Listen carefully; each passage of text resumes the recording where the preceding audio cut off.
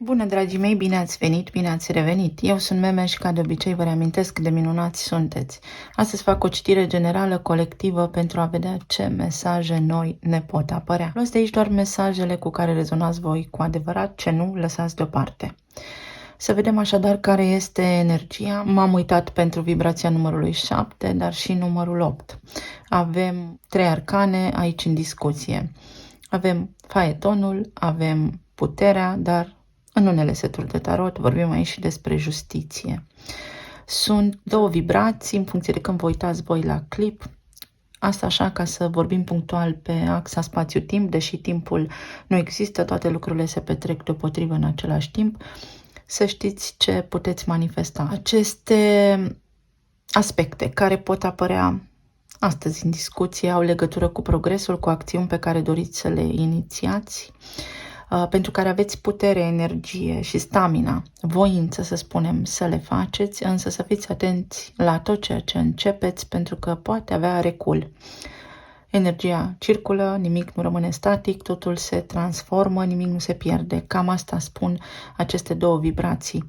Vorbim despre lucruri pe care ați dori să le faceți sau puteți să le faceți la nivel financiar, care pot să vă iasă, însă atenție la ce creați și la ceea ce vă doriți, unde vă dați acordurile, pentru că ulterior există și niște consecințe. Pentru ambele zile pe astrogramă, ca să putem face așa un fel de previziune, am setat datele și ascendentul ne-a reieșit în rac. Ascendentul ne vorbește despre casa întâi, despre cuspida casei întâi, unde aveam racul care este un semn emoțional guvernat de lună. În acest context se întâmplă în mintea noastră niște lucruri de care nu suntem conștienți, care ne vor da practic tonul pentru aceste două vibrații, aceste două zile sau perioada în care vă uitați voi. Avem Venus încă în Capricorn, acea Venus tradițională, care în ambele zile se regăsește în casa 6-a și aici vorbim despre locul de muncă, despre lucruri pe care vreau să le fac la locul de muncă. Ce am remarcat la prima vedere?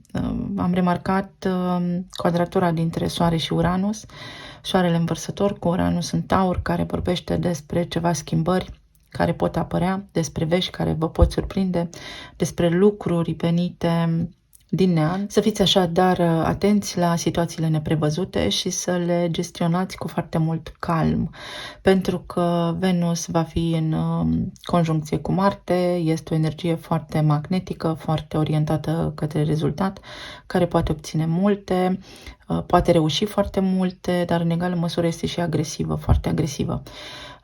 Fie pe la locul de muncă să vă certați cu colegii sau fiecare pe acolo să aibă un cuvânt de spus, sau lumea să fie pur și simplu nervoasă, sau pot apărea foarte multe tendințe de schimbare, foarte multe schimbări, să le spunem așa, care să nu fie pe placul vostru. În egală măsură avem quadratura dintre Pluto și Jupiter, care ne vorbește despre reformă, despre detașare. Detașează-te de zona ta de confort, ieși din zona de confort. Deci pot apărea fel și fel de situații care să vă scoată din zona de confort, care la bază înseamnă progres, care vă fac mai puternici și care vă eliberează.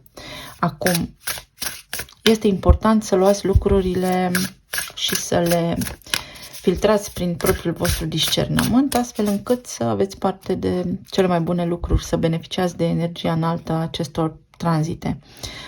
Citirile mele și acest canal vorbește despre călătoria sinelui. Așa fac la bază citirile despre voi și ceilalți, nu despre ceilalți. În previziunile lunare vorbesc despre situațiile voastre de viață, nu despre ceilalți. Vorbesc despre ceilalți atunci când este momentul și transmit un conținut, zic eu, care vă poate ajuta aplicat până la cel mai mic detaliu. Dacă nu rezonați cu mine, atunci fiecare este liber să aleagă, însă dacă rezonați cu mine, vă spun și de ce vă spun aceste lucruri, v-aș ruga în aceste zile să vă și abonați la canal, pentru că cei care mă urmăriți de mult știți că mai livrez informații sensibile și delicate și am constatat în ultima perioadă că multe dintre clipuri nu mai sunt la fel de vizibile, din cauza informațiilor, evident. Așa că să vă abonați, să apreciați clipurile, ajută. conținutul să fie vizibil, să-l vedeți. De asemenea, vă puteți activa notificările, desigur, doar dacă vreți, nu costă nimic.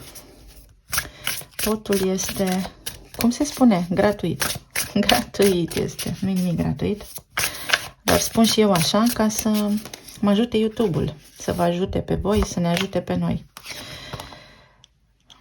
Vindecare, numărul 13 și staful medical. Vești care în primă instanță v-ar putea deranja, dar care au ca sens și ca scop reglarea unor situații. De fapt, după ce veți rezolva ceea ce poate apărea neprevăzut în aceste zile către voi, veți fi, după cum spuneam, mai puternici ca oricând. Fuse și seduse, spune românul din popor. Labirintul. Călătoria și numărul 15, magnetismul. Veți fi ghidați cum să ieșiți din orice provocare ar putea apărea. În egală măsură, după cum spuneam, nu intrați cu nimeni în conflict pentru că poate duce către nicăieri. Sunt zile și sunt energii care sunt puse aici pentru ca noi să învățăm, să ne stăpânim, să devenim niște maestri. O situație care înainte nu avea vindecare sau care nu se soluționa, acum se poate soluționa. Uite, puteți depăși obstacolele. Vedeți, numărul 5 vorbește despre schimbare, mereu căutare și explorare. Vorbim despre căi nebănuite de a rezolva ceea ce poate apărea în aceste zile, pentru că avem putere și clar viziune. Pentru că spre sfârșitul lunii, după cum am spus în previziunile lunare, intră Mercur în Pești și ne ajută. Capacitatea de a vedea foarte limpede ce am de făcut sau capacitatea de a răspunde cu bine atunci când poate sunt atacat, pentru că acel bine, prin energia justiției, prin energia arcanei justiția, mă ajută de fapt să mă eliberez și să scap mai repede de acolo de unde nu-mi convine. Dintr-o discuție stresantă, dintr-o situație stresantă, dintr-o situație care mă provoacă, care mă enervează și așa mai departe. Avem armăsarul, calul sălbatic, numărul 4. O energie fixă, vedeți, încăpățânare, puțină frustrare, dar care se poate transforma foarte repede în putere, pentru că avem arcana puterea. Vorbim despre eliberare, despre a scăpa de confuzie, a scăpa de provocări și a vedea clar drumul. A mă elibera. Este numărul 9, da? Vorbim aici despre forță să rezolvăm absolut orice în această zi sau în aceste zile, în această perioadă, și vorbim despre a vă ridica de jos. Oricât de jos v-ați crede voi în acest moment, pe cât credeți că de rău vă este acum, pe atât de bine vă poate fi. De fapt, noi suntem alchimiști. Vorbim aici despre atracție nebănuită în relațiile de cuplu, se poate schimba energia, despre energie sexuală, despre a mă simți în siguranță. Veți respira ușurați și veți fi în siguranță în situațiile de viață pe care le traversați acum. Să ne așteptăm la lucruri neprevăzute, elementul de foc, dar așa cum vin, așa și dispar. Pot fi tensiuni, nervi, discuții, da? Așa cum am spus, cu vecinii, cu absolut toată lumea, familia, partenerul de viață, mama, tata, sora, dar toate acestea pot dispărea. Și apoi avem numărul 10, care ne spune că această zi, această perioadă, aceste zile sunt ca o momeală pentru ca noi să evoluăm, să le depășim, să învățăm cum să nu ne mai lăsăm declanșați de toate lucrurile care pot apărea, pentru că nu facem decât să ne învârtim în cercuri. Și aici vorbim despre familie, cu care, uite, s-ar putea să aveți un mic dezacord, dar pe care îl treceți cu bine. Conflictele se aplanează. Vorbim aici despre forța din voi de a scoate la suprafață puterea voastră interioară de a face față situațiilor, dar și despre iubire. Despre iubire care, dacă a fost cu obstacole și este conflictuală, trebuie să ne detașăm de niște rezultate, de niște direcții anume, de niște gânduri, de niște tipare comportamentale, de mici obsesii, pentru că l-avem pe Pluto și Pluto face ravagii. Deci trebuie să renunțăm și noi la ceva. Trebuie să fim atenți și la noi înșine pentru a vedea cum rezolvăm situațiile care pot apărea cu ceilalți. În zona relațiilor avem Împărăteasa, în zona planului material avem Moartea și în zona planului emoțional avem Luna. Ascendentul în Rar guvernat de lună, Pluto care este în Vărsător și împărăteasa Venus care este în Capricorn și care o să intre și ea în Vărsător. Și ce face? Păi conjuncție cu Pluto, adică ne eliberăm de obsesii și de atașamente în orice zonă. Nu ne mai interesează ce fac ceilalți, pentru că de fapt despre asta este vorba, să ne eliberăm, să știm cine suntem noi și ce putem face noi pentru viețile noastre, fără să ne intereseze ce fac ceilalți. În zona relațiilor, dacă sunteți singuri, această energie dintre Venus și Pluto va duce magnetism, erotism, energie debordantă.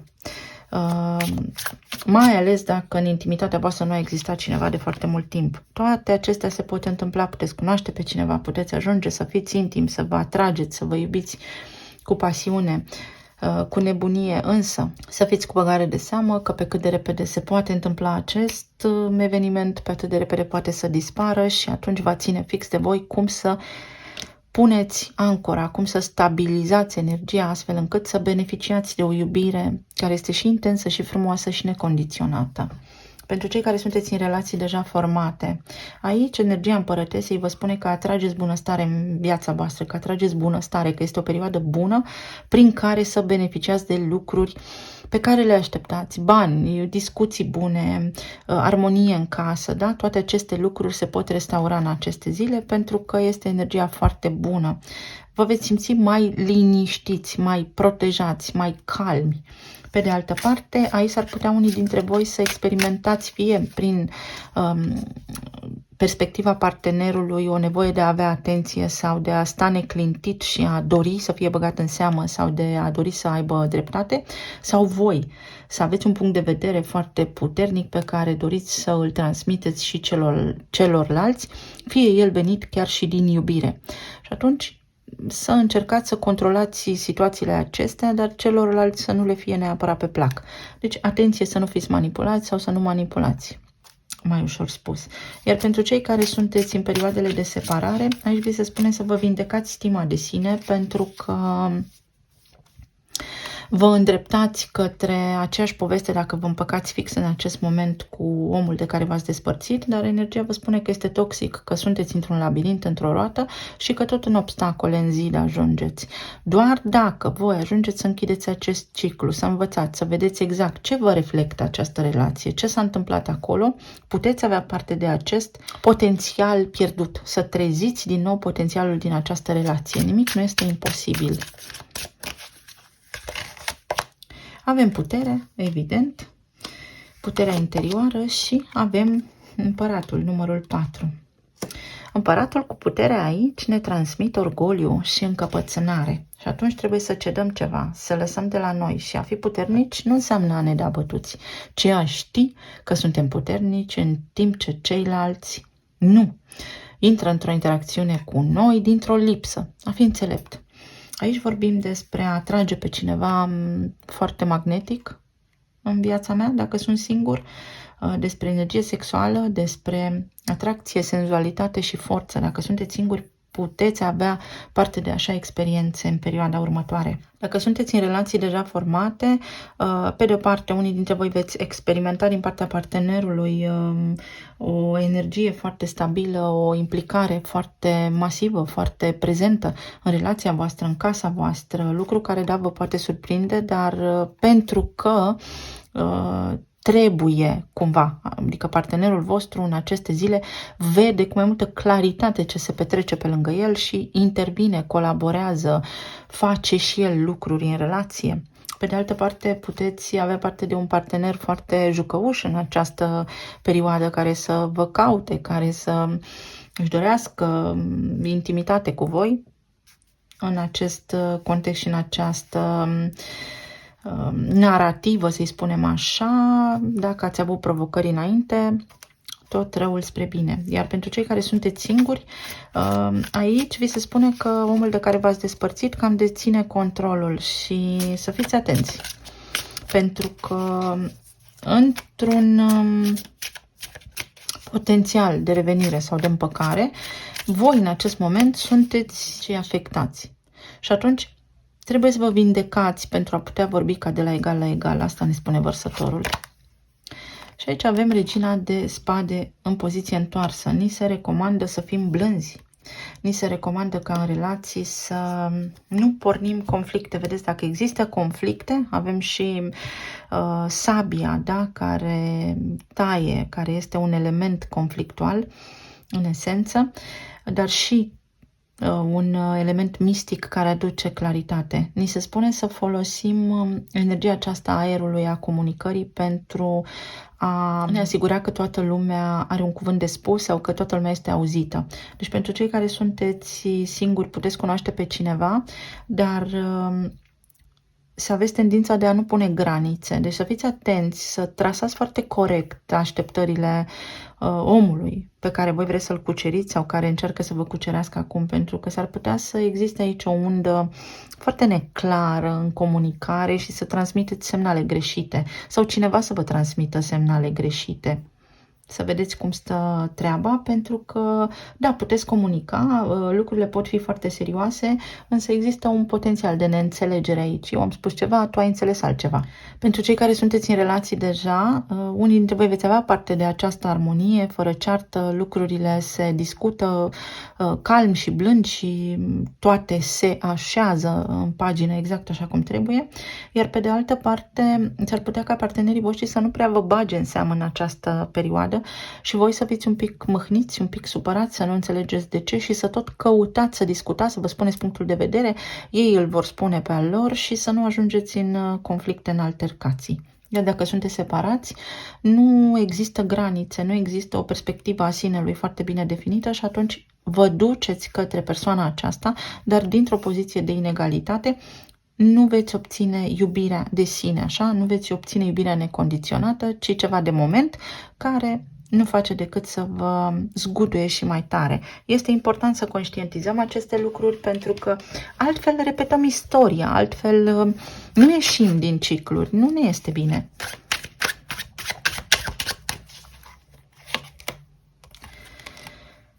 Balonul cu aer cald, numărul 8 și din nou energia leului. Leul înseamnă dramă, dar înseamnă și bucurie și iubire și generozitate și creativitate, iar 8 este casa Scorpionului și a planetei Pluto. Energia ne spune că trebuie să ne purtăm foarte matur în această zi. Uite, să fim foarte, foarte, foarte echilibrați, să ne respectăm noi pe noi înșine și pe ceilalți pentru a avea parte de un deznodământ foarte bun. Că putem cunoaște pe cineva, căruia să nu-i rezistăm, să fie această forță foarte magnetică dintre Venus și Pluto, care poate crea chiar și obsesii sau îndrăgosteală cu fluturi în stomac, dar să nu poate fi tangibilă, să nu dureze. Deci atenție la aceste aspecte, pentru că le putem transforma, pentru că suntem magicieni și alchimiști, să le facem să lucreze în favoarea noastră. Experiența noastră aici pe pământ este să învățăm să lucrăm cu energia, să materializăm, să ne bucurăm de viață. Și pentru cei care sunteți în relații, vedeți, vă simțiți bine, energia este în favoarea voastră, se întâmplă lucruri bune aici, atâta timp cât nimeni nu ridică tonul. Iar pentru cei care sunteți în perioada aceea de separare, vedeți, nu puteți atinge stabilitatea dacă nu vă definiți voi, dacă nu știți voi să vă respectați mai mult. Unele relații, de multe ori, nu mai merg, sunt atât cât au fost. Și trebuie să ne adunăm bucățile de suflet de peste tot pentru a putea intra în energia împărătesii și pentru a putea intra altcineva în viața noastră, pentru că atât a fost, în fața noastră e muntele. Dar noi putem să-l traversăm, dar asumat. Aici se pot întâmpla foarte multe lucruri între timp. În zona planului material există schimbări, există transformare, există acolo Pluto, care, uite, ne spune că situațiile se pot repara, dar într-o tonalitate foarte calmă, cu o abordare foarte înțeleaptă și foarte empatică, matură. Justiția. Vedeți arcanele despre care am vorbit. Aici este cu numărul 11, dar am seturi de cărți, inclusiv în tarotul tot, unde este 8. Vorbim despre niște lucruri care se rezolvă, niște contracte care se pot schimba, pot apărea schimbări la locul de muncă, inclusiv printre colegi, niște demisii pot apărea sau, atenție, voi să nu fiți împinși de această energie de moment, să demisionați, calculați totul pas cu pas. Uite, 6 de spade, pentru că există soluții care să nu fie atât de radicale. tot ce experimentați în această perioadă la nivel financiar nu este permanent și nici radical și nici definitiv. Lucrurile sunt în continuă schimbare și veți găsi o cale. Pe de altă parte, atenție că dacă evitați să vă plătiți niște datorii, niște facturi, nu faceți decât să vă afundați mai tare în abis. Încercați să vă faceți un plan financiar prin care să achitați rând pe rând câte una pentru a evita lucruri neprevăzute. 2 de spade. Nu vă afundați în datorii, nu vă faceți datorii, nu cheltuiți mai mult decât trebuie în aceste zile. Pentru alții dintre voi rezolvați niște situații care înainte au fost foarte neclare, foarte confuze. Și 4 de spade și veți respira ușurați. Vedeți, 2 cu 4 ne dau 6, 6 și 6, care nu este numărul fiarei și al bestiei, ci este puterea omului de 2 ori mai puternici să rezolvați ceva. 6 plus 6 fac 12 și 12 este codul de corecție. Puterea să corectez ceva ce înainte nu a funcționat, să ies dintr-o provocare sau în sfârșit să fac cum îmi doresc fără a fi controlat, manipulat de altcineva. Ceva ce înainte a fost manipulat la nivel de informație acum iese în lumină, se află un adevăr, se clarifică o situație complicată, aș putea spune, din trecut. Iar în zona emoțională, acest ascendent din rac vă face astăzi foarte visători sau s-ar putea să vă facă un pic emoțional, să fiți ușor de declanșat. Sau pe de altă parte sunt situații care apar aici, care s-au mai repetat și înainte și nu înțelegeți de ce vă învârtiți în cerc. Tocmai pentru că subconștientul nostru este cel mai bun prieten al nostru și are programul supraviețuirea, Marte și Pluton în conjuncție, care ne garantează că nimic nu se schimbă în viața noastră. De ce? Pentru că este singurul tipar, singurul program pe care îl știe. Și a apărut, bineînțeles, și faetonul într-o poveste magică aici la noi pe canal și toată acțiunea asta ne spune luna care guvernează racul. Fie aveți treabă cu zodiile de apă în aceste zile, fie situațiile iau un avânt foarte mare și va ține fix de voi cum deveniți împăratul să le controlați. Pe de altă parte, vorbim aici despre o vindecare, o posibilă vindecare, puterea de a vă vindeca. Atenție că aici este și ceva viral foarte puternic, vă puteți trezi cu o gripă, că tot este epidemia asta ciudată acum. 3 de monede, ceva la locul de muncă care se schimbă, care se rezolvă. Posibil aici să fie ceva legat de casa voastră care se schimbă, aveți bani pentru aceste datorii la care vă gândiți acum. Pe de altă parte, aici este o relație cu cineva care stă sub semnul întrebării acum, dar care merge rezolvată, merge adusă în lumină, merge să colaborați, să discutați, să ajungeți la un consens. Cavalerul de cupe, voie bună, veți trece dintr-o extremă într-alta. Deci sunt zile ale extremelor. Avem și 8, care este infinitul, da? Veți trece de la o stare la alta și este foarte important să vedeți de ce sau să vă păstrați calmul.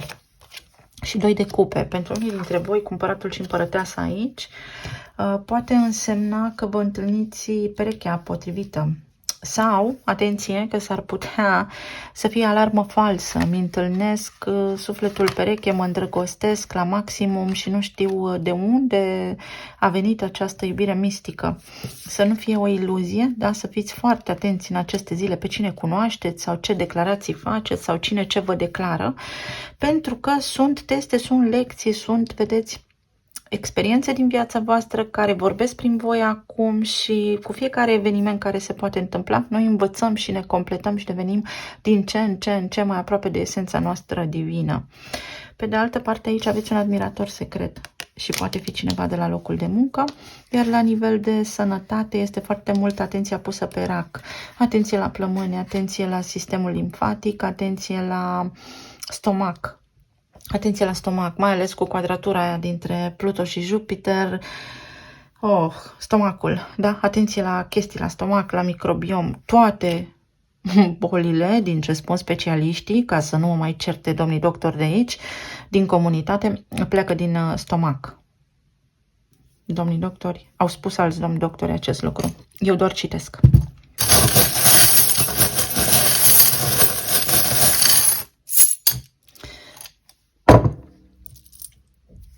Să vedem. Uite, calm, vedeți? Calm.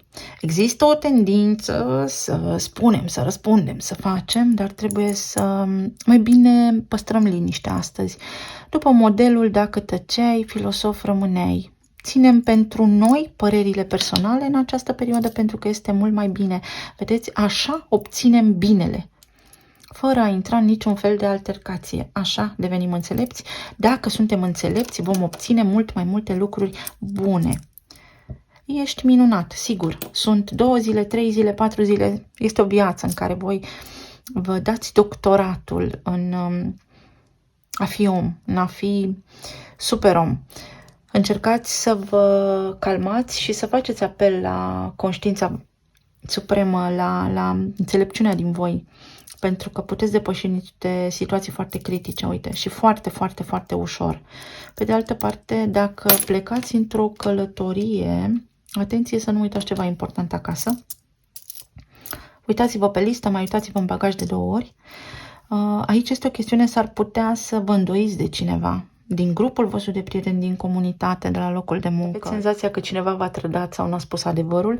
Adevărul iese la suprafață dacă aveți îndoieli. Ideea este să nu judecați pe nedrept. Sunt ușor de distras. S-ar putea să fie o energie, mai ales aici, cu elementul de foc și cu armăsarul. Din nou, vi se spune, controlează-te, ești un maestru. Meditează, respiră, uite, liniștește-te că totul se transformă și totul are o soluție. Nu acționa pripit, ci calm. Pe de altă parte, o vizită la medic vă ajută, vă simțiți bine, vă eliberați de ceva. Aveți aici, vedeți, pe cineva cu care e foarte îndrăgostit de voi sau voi sunteți cu ochii pe cineva, foarte puternică energia aceasta. Acționați cu calm. Pentru unii dintre voi apare cineva din trecutul vostru, pentru alții dintre voi cineva la care voi ați sta cu gândul așa mereu, un pic obsesiv, s-ar putea să vă zică, bună, ce faci? Dintr-o dată, neașteptat. Dintr-o dată neașteptat, săgetătorul. Jupiter este în Taur și face quadratură cu Pluto, da? Ceva ce poate lua amploare foarte repede. Foarte repede. Orice situație poate apărea în viețile voastre în aceste zile, poate lua o amploare foarte repede. Dar pe cât de repede se amplifică situația și poate crește un conflict, pe atât de repede se stinge, deci rămâneți calmi. Rămâneți în vibrație înaltă, avem trandafiri și banane. Atenție la insulină și pe de altă parte insulina este legată de sistemul hormonal, de corpul emoțional, de iubire, de glanda tiroidă, de gât, de chakra gâtului, dar și de ficat, de furie. Atenție! Uite, la dulce, da? La hormoni, la glandele suprarenale, la hormoni. Și aici avem ca focul cosmic. În loc să acționăm impulsiv, după modelul Ra, soare magnetic, energie masculină, mai bine am acționat după modelul cosmic electric, adică albastru. Vorbim și comunicăm cum cu calm, nu ne certăm, nu avem treabă cu nimeni. Spunem bine, asta e părerea ta, ok și gata. Sau totul este ok. Vă mulțumesc tuturor, vă doresc să aveți o zi minunată, să fiți bine, sănătoși și iubiți și să ne reauzim cu bine și data viitoare. Pa, pa!